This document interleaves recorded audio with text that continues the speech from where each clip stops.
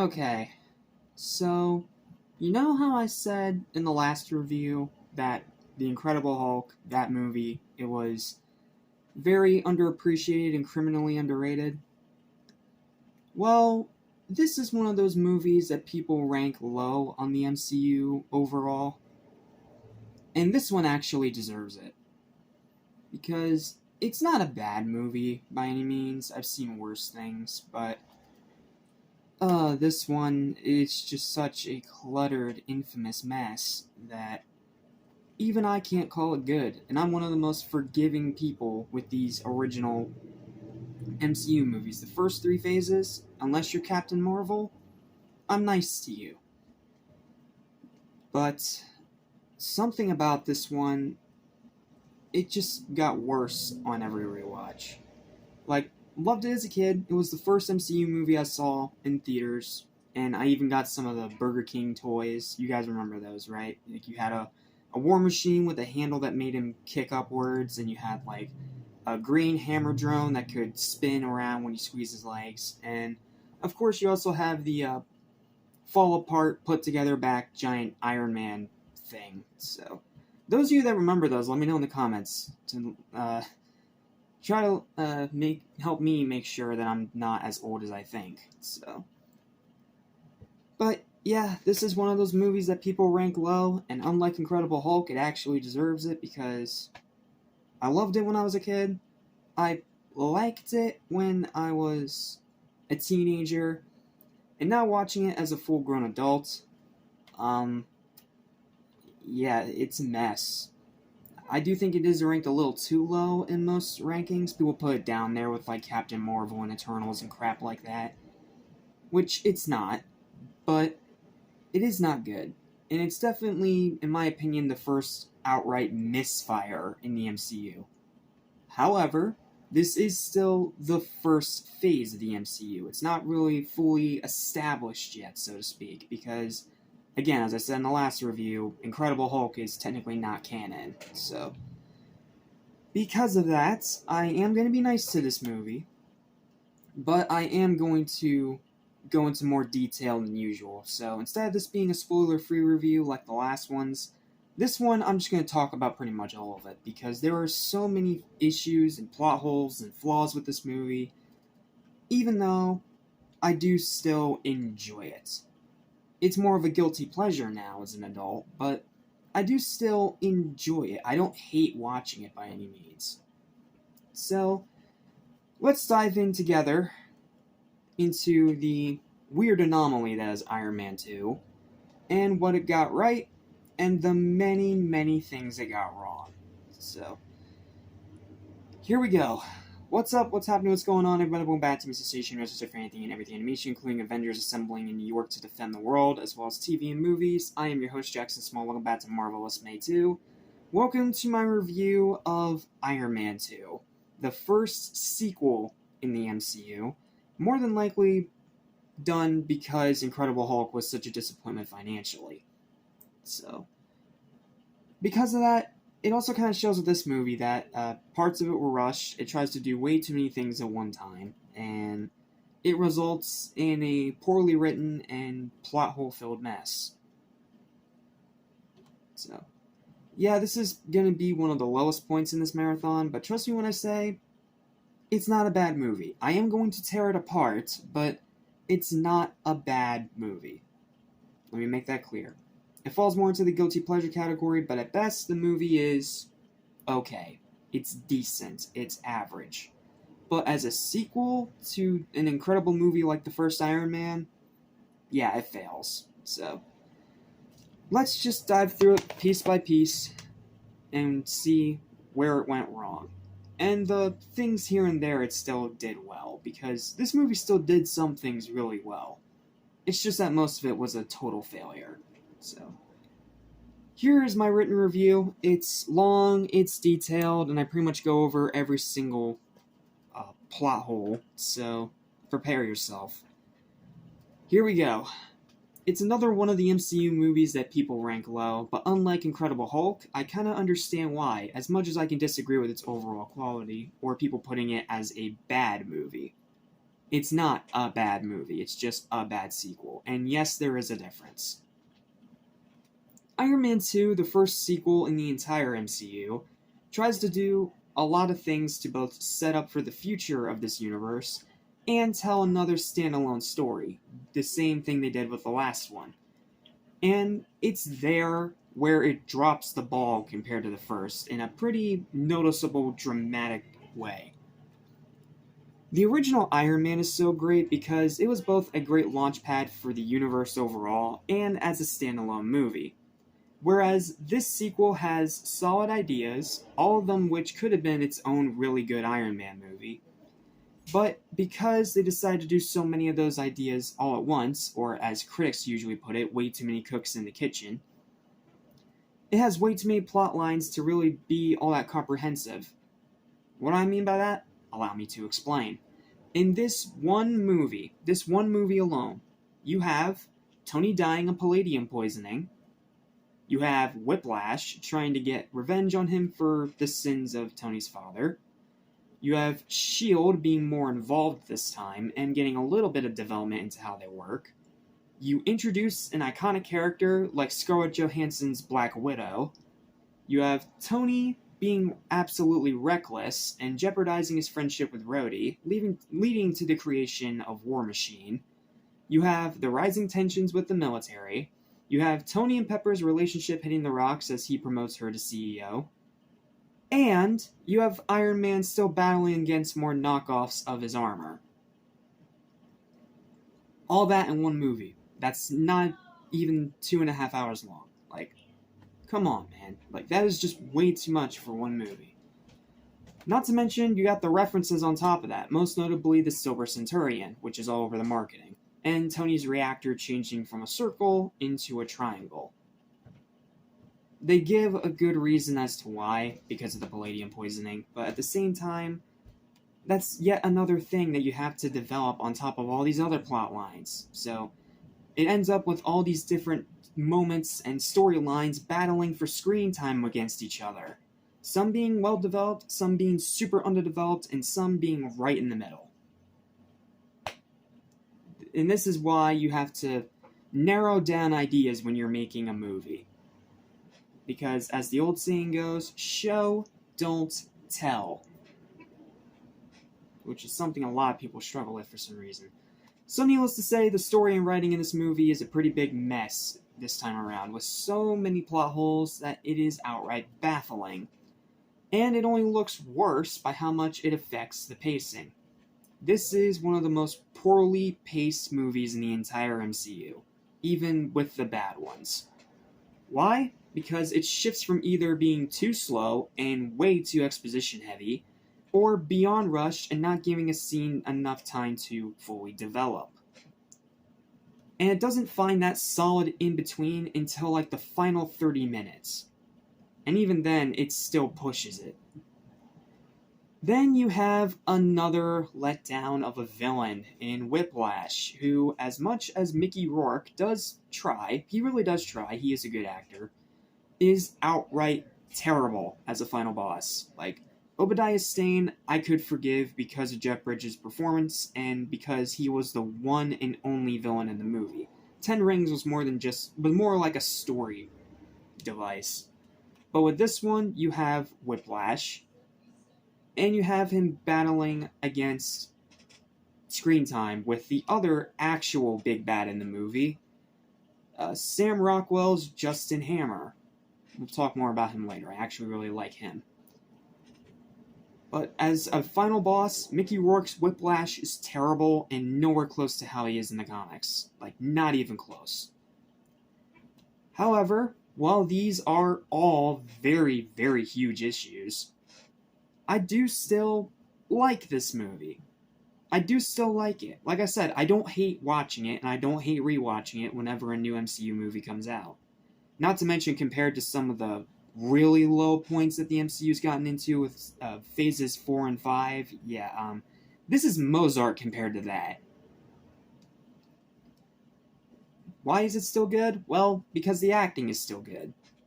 Like, all the actors here are still really good. You know, you still have Robert Downey Jr. as Tony Stark, who's great. You still have Gwyneth Paltrow's Pepper Potts. Like, those two, still great. And of course, you still have Jarvis. I forget the actor's name. Editing will correct me later. But he's still great in this movie, too. Those three are still great, and all those return from their previous movie. Oh, and Jon Favreau's Happy Hogan. Even though he doesn't really do a whole lot in this movie aside from escort Black Widow to Hammer's facility at the end, and runs over Whiplash with a car in the racing thing. That's pretty much all he does in the movie. Oh, and gets his ass kicked by Black Widow. I don't know. It just feels like it got downgraded and it sucks. Regardless, the acting, all across the board, it's still good. No one's half-assing it here. There's still really good actors that are putting in good performances. It's just that the writing that they were given was not very good. The action is even better than the first. You have an Iron Man versus Iron Man battle. You have two Iron Men versus a giant army of drones. You have Iron Man fighting against Whiplash on a racetrack as he literally splits cars in half. Like, the action in this movie, it is better than the first, and they did succeed in that part of going bigger and better than the original. Not to mention, the effects are even better than the original, which helps sell the illusion. Even though there are a few goofy sound effects in the fight between Iron Man and Rhodey, in Tony's house. Those sound effects are a little goofy. Black Widow is by far the best part of the movie. I don't think anyone's going to disagree there. This is the debut of one of, if not the most beloved side character in the entire MCU. People love Black Widow, people love Scarlett Johansson's performance, and this is the role that made her into a star. Like, sure, she had roles before then, like in 2004 with the SpongeBob movie where she voiced Princess Mindy, but Black Widow was her first big breakout role. It's because of this that she is as iconic and beloved as an actress as she is today. And her Black Widow is by far the best part of the movie. It's the part that gets the most development, the most screen time, and the one they actually take the time to tell. And because of that, when you see her slowly reveal herself as Black Widow, it's satisfying and by far the best part and most comprehensible part of the movie.